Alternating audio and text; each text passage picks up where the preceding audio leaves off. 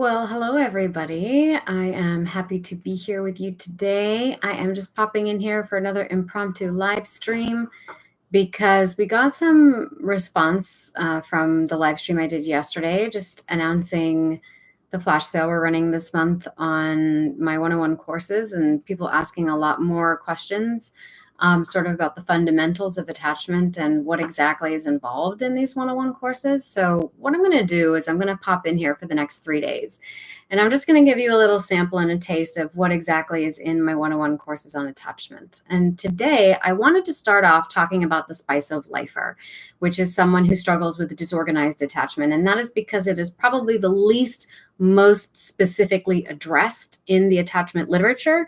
And I will tell you that's primarily because when you're talking about disorganized attachment, you're really talking about trauma. You're talking about trauma response. You may be talking about a form of reactive attachment. So the search terms you are using are probably going to look a little bit differently.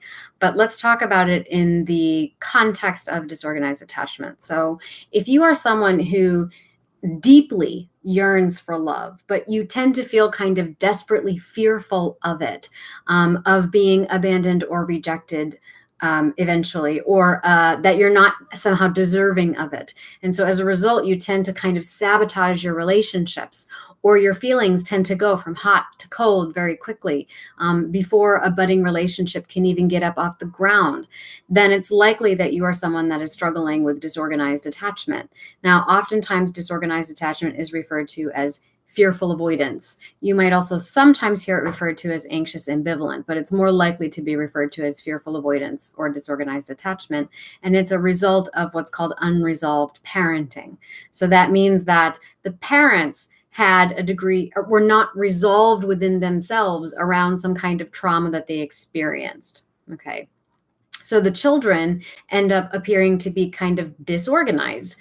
Their behaviors are unpredictable. They tend to become parentified children. Either they're very strict with their parents in a way, or they kind of spin off into these sort of unpredictable behaviors. All right. These are the longitudinal studies that Mary Main did when she looked at children that had disorganized attachment. Okay. So I refer to individuals with disorganized attachment as spice of lifers. Why do I do that? Well, because the word disorganized is so critical and judgy, right? It's very predictive of a negative outcome, but it tends to discount all of the wonderful, beautiful things that result of having this kind of contrast in your life experience. I actually believe that the greater your conflict, the greater your calling. Okay. And so, what I would like to do today is offer perhaps a more hopeful and compassionate exploration of 3 strengths of the spice of lifer. And in talking about the 3 strengths, we will talk about how sometimes these things can get them into trouble in relationships. But I think it's important to approach these things from a strength-based attitude. Okay. And so this video, this live stream, again, is in promotion of a flash sale we're doing right now. It's 30% off my 101 courses, and I'm highlighting disorganized attachment today. I'll tell you a little bit more about what the course involves at the end of this, but I want to make sure we get into some juicy tidbits of what it is that is actually involved in this course. So the first thing I want to do is I want to talk a little bit about the spice of lifer in partnership. So the spice of lifer, if you are a spice of lifer, you're probably capable of great empathy and emotional depths. But at the same time, you might also be overwhelmed by that. And so this overwhelmment kind of makes it difficult to sort through and really comfortably organize your feelings and your inner states. And so as a result, you might be a little bit sick of people saying things like, oh, you're too intense. Okay.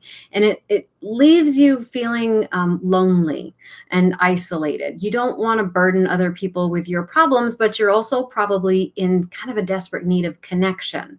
And you feel that very keenly.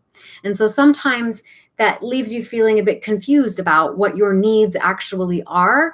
And if you are just somehow slipping into someone else's needs, the boundaries are very confused there. And, at the same time, because there's such a sense of boundary confusion, the safest thing to do is to slip back into the most basic, simplest form of thinking about things. And that is black and white thinking. right? Yes or no, in or out, okay? Right or wrong. And so this tendency to have black and white thinking may lead you to become kind of polarizing, okay? Because it produces a powerful critic, right? There's no gray areas there. So as a result, you may tend to be kind of a polarizing personality, kind of a provocateur in a social situation, even if you don't mean to be. So for example, like a Rolling Stone, who is someone who has an avoidant attachment style, you could be a great defender of the underdog, and of those that you feel are essentially good and loving. Or you might admire like an anti-hero, for example, who is a criminal, but they have a heart of gold. Either way, you tend to be a really fierce adversary for those that you are adversary to those that you feel are bad and undeserving, and you really do not spare the rod in punishing them. Okay. And so it can be really hard, even if you are that villain, right? You punish yourself just as hard. And so it can be really hard for individuals to sort of live up to this kind of unambiguous standard of perfection. And so you might find yourself feeling left out of group or social situations.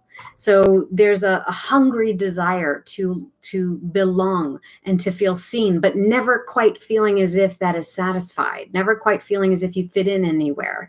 And it's important to realize that this hard line and critical voice that you carry, you probably often turn in on yourself. And that makes it really hard for you to see and accept the gray areas in others because you are so hard on yourself.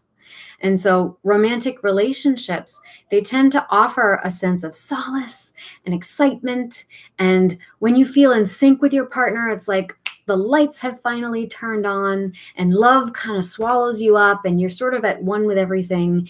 And you're really wildly creative in the way that you express your feelings, and your partners can be really smitten with stars in their eyes at first. And unfortunately, often it only lasts so long. Okay. Because after that initial infatuation phase, the shine starts to wear off and the unavoidable sort of boring routines of life tend to step in, and they demand your partner's attention be divided eventually, and your attentions be divided eventually. And so this might send you reeling, and you start to question the foundations of the entire relationship. And so as the intimacy deepens, which is getting into the routines of life and not needing the highs and the lows so much, right? Your partner might be able to ride that and not think that it's something's wrong. They just think that's the natural progression of things, whereas you start to think something's wrong, okay? And so as intimacy deepens, the reality kind of reveals itself to maybe be less romantic or dazzling than you'd originally experienced. And so then you start to distrust and doubt your partner's affections. Jealousy might take over, and distrust, and you find yourself sneaking into their phone or obsessively checking their social media for signs of infidelity, right? Or you start to get bored, and then you wonder, what was the fuss all about? Suddenly your feelings have switched from hot to cold, okay? And then your partner becomes kind of increasingly confused and frustrated by your moodiness, right? And they don't understand why you can't trust them. And so maybe they say things that they don't mean in anger because they're accusing you of being too intense, right? Too much. And maybe they actually do some of the things that you are accusing them of doing just to spite you. And then that only confirms your suspicion that they are flawed. And then you break up, only to feel that sense of achy yearning again, right? Maybe it's only even days later, and suddenly you regret your decision. And so typically when you find yourself caught in that kind of spin cycle, there are 5 ways that a spice of lifer copes with those struggles. Now, there are 10 ways. I refer to them as deactivating and activating strategies. I talk about these in the Anxious Attachment 101 course and the Avoidant Attachment 101 course. For disorganized individuals, they tend, because they have both almost, they have higher levels of both anxiety and avoidance, which is they have a high degree of ambivalence, right? High avoidance, high anxiety means a lot of conflict and ambivalence, okay? They can swing back and forth between both activating and deactivating strategies. But one thing I will say, for all of those put together, there are 5 ways that the spice of lifer is coping with this. And you may see this manifest in an anxious person as well as a more avoidant person. But the spice of lifer will really encompass these, and it might manifest through activating and deactivating strategies. So basically what I'm outlining here for you are 5 spectrums. And you can imagine the spice of lifer sort of floats kind of fast cycles between 2 ends of these spectrums. And the first is black and white thinking. The second is omnipotent notions. So when I'm talking about omnipotent notions, it's this idea that you somehow have control over someone else's thoughts, feelings, or progression, right? So they tend to assume more authority than they actually have. They kind of fancy themselves a bit like mind readers. I know I'm really good at manipulating people because I'm so empathic, but sometimes they have an inflated sense of this to the point where they kind of think they're wizards. And so they make predictions about a partner's thoughts, feelings, or verbalizations and imagine what their reactions might be before they ever step into conversation with them, because they don't actually want that conversation to be an open loop. They want it to be a closed loop. And so they go through their considerable strengths in order to determine what the outcome is going to be before they even step into it. But if, let's say, things go wrong, then they take too much responsibility for that because they think they should have been able to control it, or they don't accept any culpability at all. Okay, so that's what I mean by omnipotent notions. The other piece is narrative discrepancies. So sometimes people refer to this as like gaslighting or something like that. That's really more, gaslighting does exist, but that's really more where there's a malicious intent. Okay, sometimes spice of lifers, because they have a disorganized attachment style, come from a more abusive, neglect, traumatic kind of background. The messages that were communicated in their upbringing were very confusing. So as a result, they may have some selective memory. There may be some idealization, minimization, and dismissiveness that's going on that creates discrepancies in their stories. So you might say, well, don't you remember this? And they'll be like, I would never say such a thing. And you think, oh my God, they're gaslighting me. But it may be that they truly do not remember it that way because it's an unconscious defense mechanism. Okay, so narrative discrepancies. Number 4 is overgeneralizations. Okay, so that's kind of like where you come to sort of an erroneous conclusion. So when one trait, thought, or action or perception kind of gets overgeneralized to sort of prove your negative beliefs or expectations about yourself or the possibilities for love. And it kind of overlaps with black and white thinking. So for example, you like watching Netflix on Saturday nights? Well, I like going to the club. That's it. This is never going to work, right? Or I had a relationship once, but I messed it up by being reckless. I'll never have a relationship like that again. Or my partner doesn't like cooking. Well, now they're going to dump me and go and find someone else who's better at this than I am, right? Or once a cheater, always a cheater. My grandmother used to say, women mourn, men replace, right? Overgeneralizations. The last one is vilification. So when a spice of lifer feels stressed, particularly around a romantic conflict, they have a tendency to kind of exhibit a little bit of a paranoid or defensive position. And so as a result, they vilify their partners. So they sometimes, whether this is conscious or unconscious, presume that at the basis of every partnership, there's a power struggle and an unspoken jockeying for emotional control in the relationship. So in times of distress, they assume that their partner has a malicious intent towards them, that their partner is trying to exert power or control over them. And so they just suit up, they armor up for battle. And sometimes they even create these conflictual scenarios if they have experienced power struggles and game playing as the only way to actually be connected to the people that they are attached to. Okay, so they may need to create those scenarios in order to feel connected. So this sounds kind of like, he's just doing that to piss me off. It's so obvious. She just wants to control me and turn me into her little puppet. He just wants to humiliate me for his own gratification and laugh about it with his friends. Oh no, they're not going to get the better of me. I'm going to get them. I'm going to get the better of them and make them regret this, right? So vilification, particularly in conflict.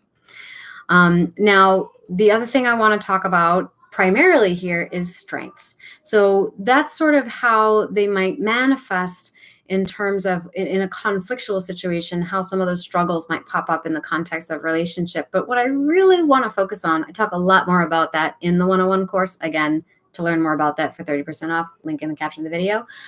But for today, I really wanted to focus on the strengths, okay? So there are 3 major strengths of the spice of lifer that I want to highlight here. And the first one is that they can be passionately expressive. So as a spice of lifer, if you are a spice of lifer, you may have a depth of emotion and passion that is hard to contain. And so creativity is something that may appeal to you, even if you wouldn't describe yourself as artistic, right? So you might really get poetry. You really feel the music. You can get lost in a painting or a book or a movie, and you can understand the layers of meaning that may fly over everybody else's head, right? You may also be drawn to acting or other expressive forms of art, like dance movement, for example, and you have an ability to really lose yourself in sex if you want to. And this gives you also a capability for being, and a taste for the sweetness of life, the spiciness of life. And that's really why I refer to these individuals as spice of lifers, because they can tap into that in the way that a lot of other people miss out on. Now, I'm going to take a glass of water. One of the things I would emphasize is that when we have a strength, unless we are able to moderate it with flexible personal boundaries, oftentimes if we experience a strength within ourselves, we overexert it to the point where it steps into the shadow aspect of that.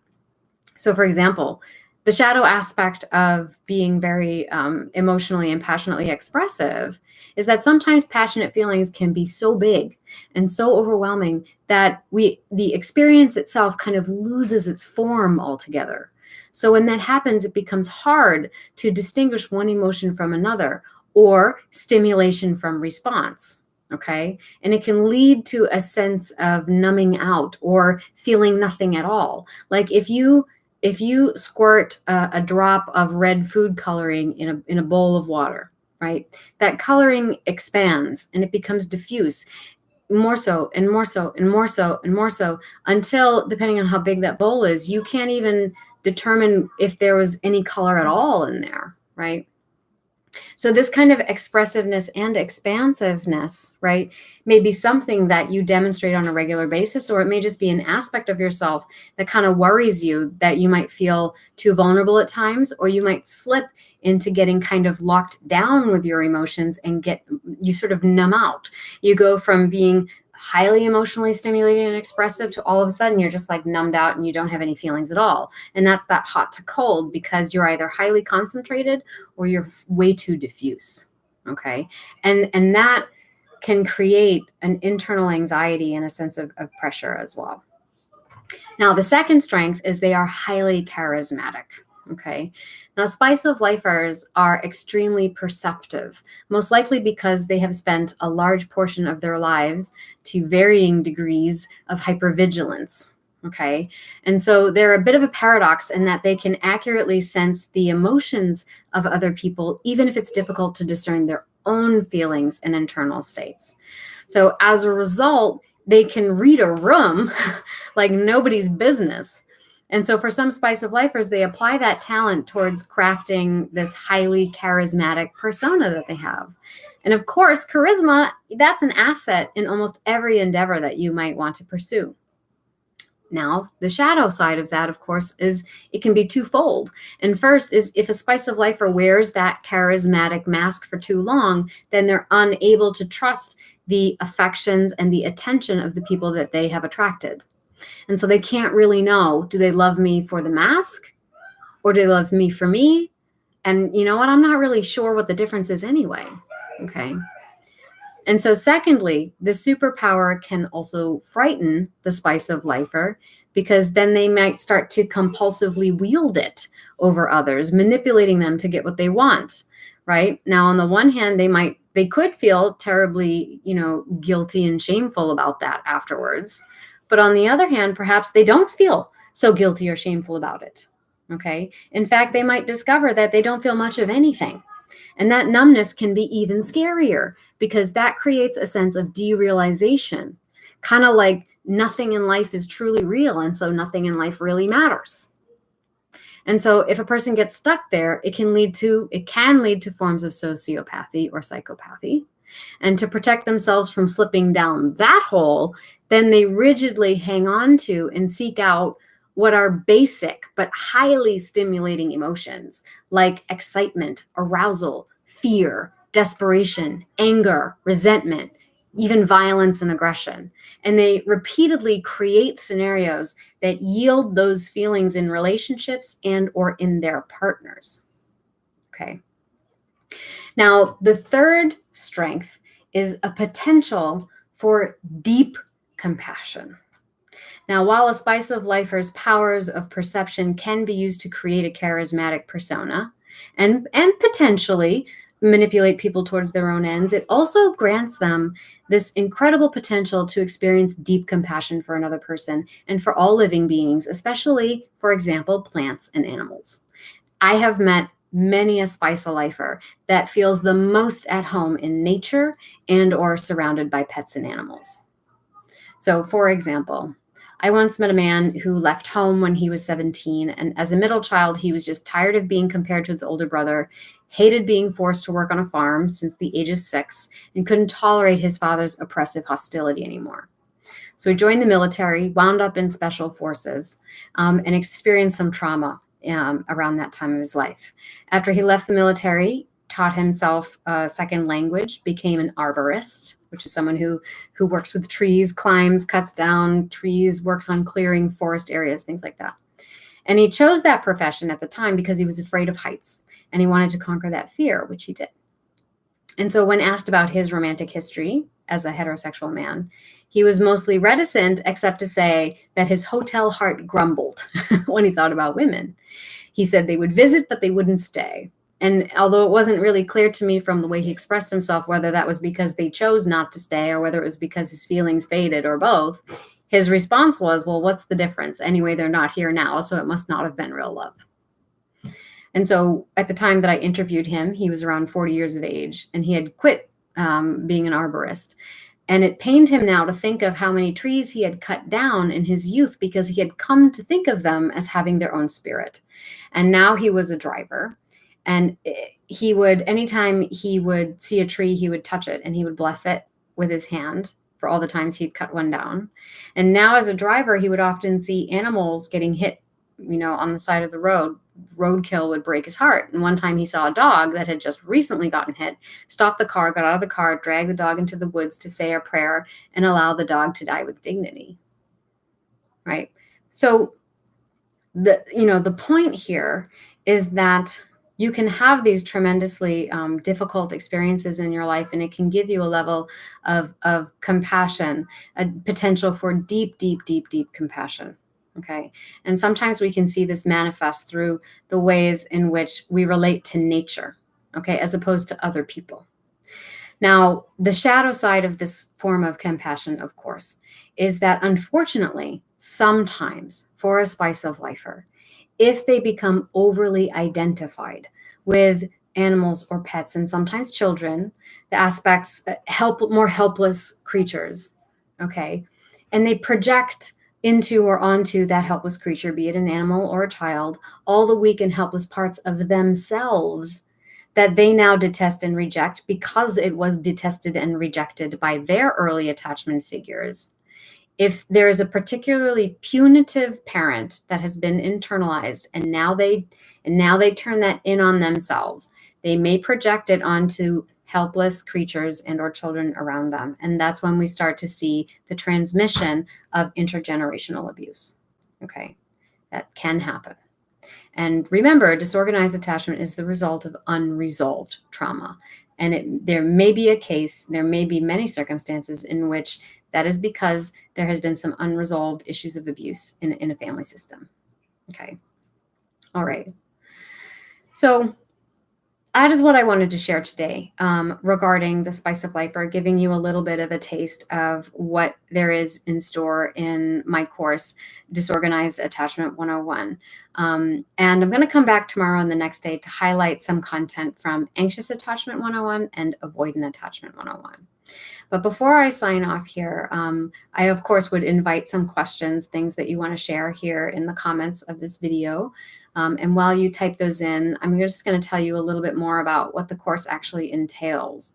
So I call this course, a 5 days to support the spice of lifer in romantic relationships. And I give you an overview of attachment theory as a whole. We also talk about the 10 activating and deactivating strategies that disorganized partners use. I get a lot more in depth with those 5 spectrums of coping mechanisms, right? I also talk about 4 essential emotional boundaries that help take the spice of lifer from confused to clear about that line between personal boundaries versus conditions of love, which we talk a lot about on this channel. I also talk a lot more directly about trauma in the body for spice of lifers, talking about how we can transform trauma through body activation and arts-based experiential, which is my way of working, and that is the MAC method. It stands for mastery, awareness, and creativity, and that is comprised of 3 basic steps, which is the cognitive reframing, body activation, and arts-based experiential, right? And I also talk a lot more specifically about narcissism, borderline personality disorder, and I also kind of help you tease out the fact that attachment styles are not disorders. And disorders is a different way of organizing symptom clusters, okay?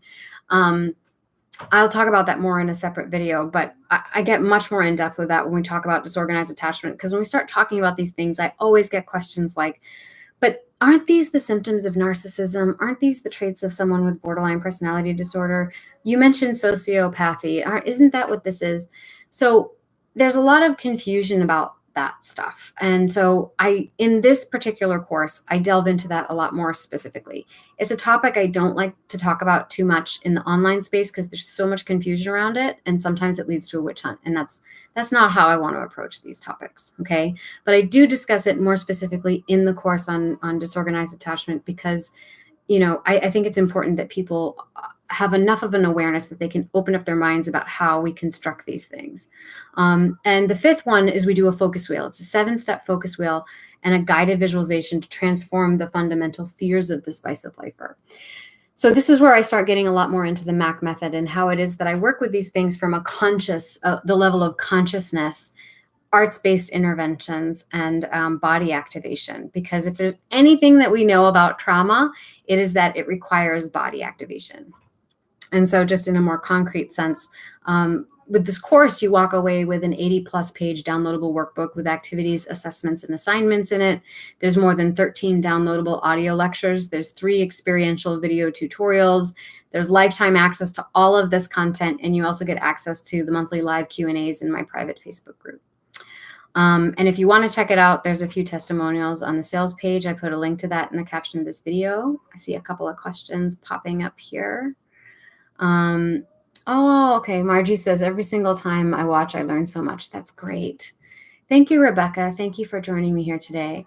Yeah, I mean, even if you don't have anything to comment, if you want to just give me a like to let me know that you even like these live streams or this content is even useful to learn about, but maybe you're processing it, you don't have much to say about it right now, that's okay. But if you can just give me a thumbs up, then I know that you'd like to hear more stuff like this. I have a strong attachment to my therapist. I get intrusive thoughts. It's upsetting to me and brings me to tears. Okay. Well, so in a therapeutic situation, when we're talking about being in a therapeutic situation, theoretically speaking, when you enter into a therapeutic situation, the idea is that therapy works because you are trying to, in some way, recreate the original wound.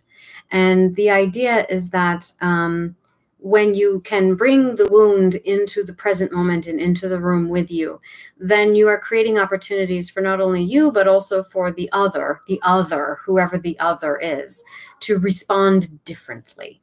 And ideally, that's going to create a different scenario. So if those are upsetting thoughts, I would recommend you share them with your therapist, even if it's difficult to share, because it may be that a part of you is wanting to witness a different response and or wanting to discuss that as something you're struggling with in that space. And maybe the difficult thoughts are being conjured because it's trying to prevent you from really bringing it out into the open, particularly if it's a topic around which there may be some shame, right? So that becomes actually a ripe moment for, well, they call that like a breakthrough in therapy, right? Processing for now. I'm using your material for disorganized attachment. It's so helpful. Oh, good. I'm glad to hear that. Thank you for commenting with that. I've discovered you're recently avoidant insecure relationships and found your content great. I'm learning to be less insecure. That's wonderful. Thank you for sharing that. Great live chat. Thank you so much. I'm glad that's been helpful. Let's see. Over here we have, you're talking about me, exactly me. Oh, I'm glad it resonates. What would you say is the main difference between an open heart and a spice of lifer? I'm just not sure I understand and therefore not which course I should go for. Thank you for your work. That's a great question. Okay, so when we're talking about attachment styles, it's important to realize that these are all on a spectrum. So if you've been watching me for a while, you know that I actually think anxiety and avoidance are actually two sides of the same coin. So what we're talking about really is degrees of ambivalence. So ambivalence is when you feel high levels of anxiety and high levels of avoidance. Now, if you have a spice of life or attachment style, you have high ambivalence, which means you have a lot of conflict. So you might find yourself 1 minute feeling like, yeah, I'm obsessed with this person. I'm all in. I really want to be in this relationship. I'm totally preoccupied with them and what they're doing. And that might be what we might qualify as a more open-hearted way of being, kind of an anxious way of being. And then it's almost like you flood yourself with that. And then all of a sudden, like, they respond to you, they're responsive. They want to be connected with you in that way. And then all of a sudden you're like out of nowhere, your feelings switch and you're like, really? What's wrong with you that you would be that attracted to me? You're boring. You're not that much of a challenge. I don't even really understand why I was all that into you. Like, this is your inner monologue. You might not be that outwardly expressive with it, but you might do things to sabotage the relationship and try to get them to think it was their idea to break up with you when you'd kind of already reached that place, right? And then later, and then they do. They give you an ultimatum and you're like, well, I'm breaking up with you because you're giving me this ultimatum. Meanwhile, you kind of backed them into a corner so that they had to do that. And then they break up with you and and then they find someone else to start dating, and all of a sudden your pride is wounded, and suddenly they start looking good to you again, and you're just like, oh, I want to get that person back. But really, it's more about power dynamics, and it's kind of like, and and then when we become preoccupied with power dynamics, it's because we only understand connection in that way. And when someone responds to you and you suddenly shut down, like your feelings disappear, it's because there's such a deep sense of threat that it's unsafe to be in a reciprocal relationship.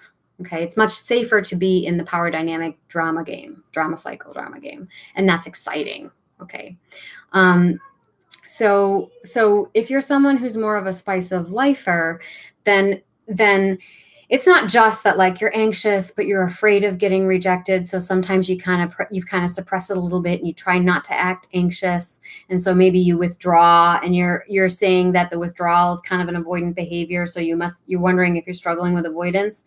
That's still anxiety. That's still just behaving anxiously. It's just a punitive withdrawal.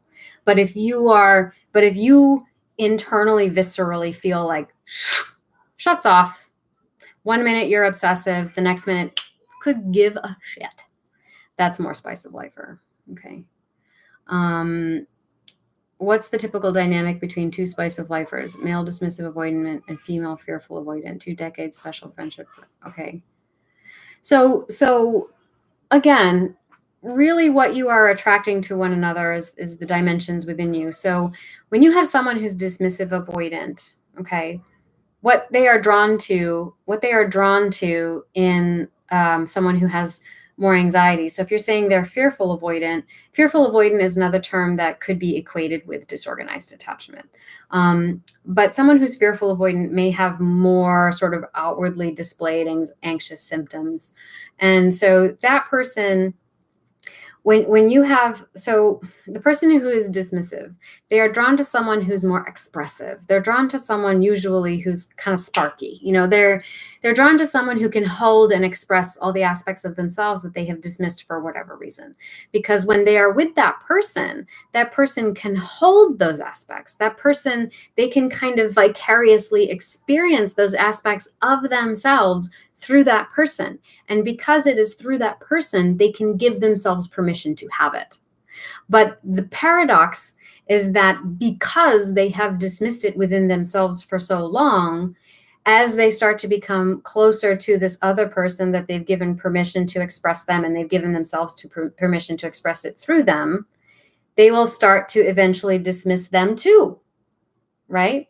They will start to eventually dismiss them too. They dismiss it in themselves, they will dismiss it in them too. And they will be annoyed by it in the same way that they might be annoyed by it within themselves.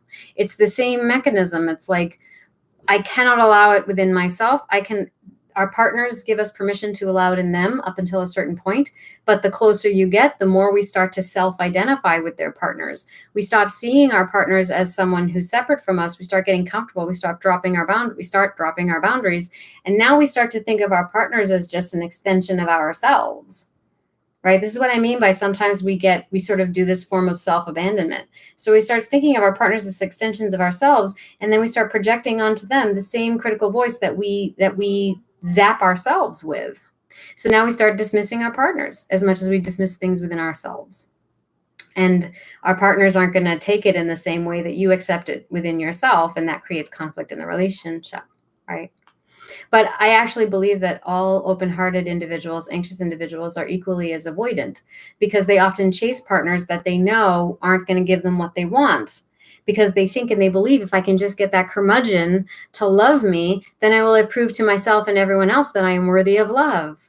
But the backside of that is they don't think they're worthy of love. So they keep chasing someone who's going to keep reinforcing that belief, because that's arousing to them, because it reminds them of those original pathways that were carved in childhood when they grew up with conditions of love. You had to earn it, right? If you didn't earn it, then it's not exciting. And so it's the same spectrum. It's the same spectrum and dimension. Okay, thank you so much. Thank you for all your help. Thank you, Lisa. Thank you, Renee, for joining, and Nafi for joining. Wonderful. We have a few more comments here. I'm living in Holland. First time I watched live, was able to integrate parts of your vision. Thank you. Wonderful. Thank you for joining, Rudy. Safe is to run away from growth. Growth is when we are ready for it. Until then, for many of us, it's too confronting to look in that mirror. I would say that's very true. You got to be ready for it. But there's no right or wrong here. I think everybody is where they are in their process, and you got to be allowed to be where you are in process. And I released a video, I think it was this past month, about the truth about unfulfilled potential. And that is, you have to think of, you have to realize that just because there may be unfulfilled potential in a partner or in a relationship doesn't mean that the potential didn't serve its purpose. So I'll share this metaphor here, and then I will sign off for today.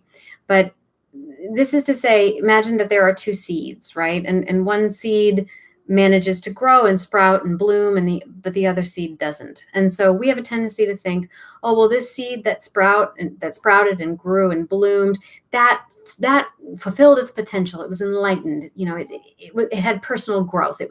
Became the best version of itself.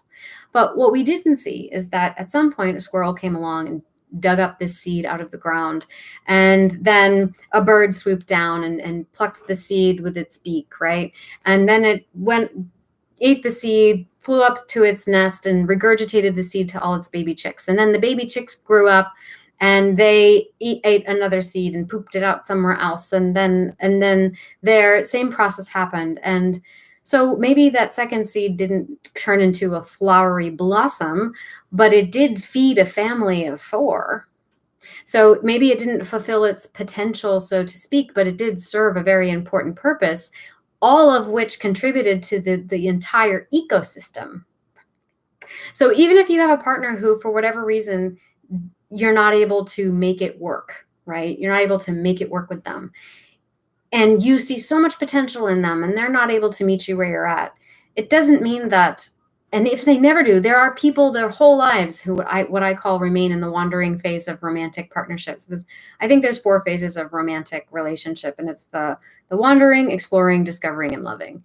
And the wandering is when you're kind of responding to stimulus, and you don't really think about why you feel the way you do. You're just preoccupied with the fact that you feel it, and you need to express it, and you need to kind of like bounce off things sort of aimlessly in your environment. And you also have a tendency to think, well, I don't know what I really want in partnership, but I'll know it when I see it.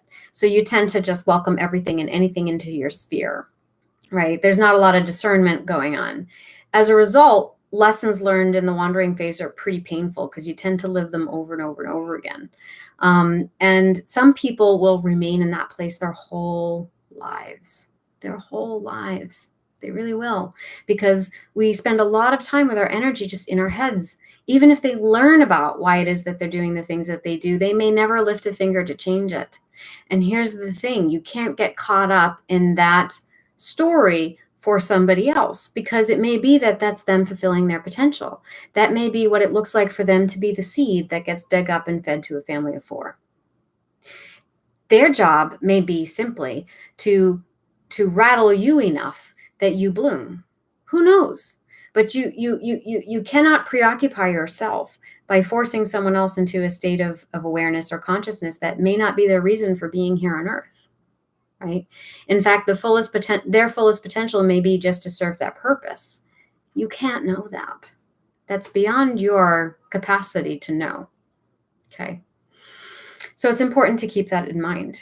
The other piece I would share here is that, let's say you have someone who's very critical, and maybe this is for the spice of life or in particular. Let's say you had a really critical parent, a family member, or lover, and it's driving you crazy because you're watching these videos and you're stepping into a layer of conscious awareness that you're just like, and now it's like, you're starting to learn how to better create boundaries for yourself. But as you're creating boundaries, you step back into certain circumstances and it just drives you crazy now, because you can see so much clearer how poor their boundaries are, or how much they're not honoring themselves, or how detrimental it is that they said that to someone, and you just want to educate them so bad because you think, if I can just help them with this, then maybe they can live a better life. And by their living a better life, then I will feel more purposeful and like I helped them live a better life, and I can live a better life, right?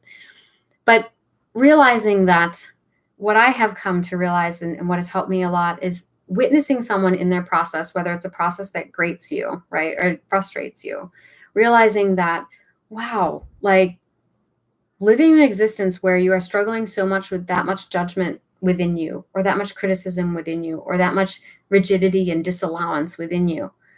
I am so awed and inspired and admiring of the spirit and the soul that would choose to live a life as difficult as that, to be a sounding board for individuals like me and others like me who are willing to, whose job it is, I shouldn't say willing to, whose job it is to step into those deeper layers of ourselves and let them unfold.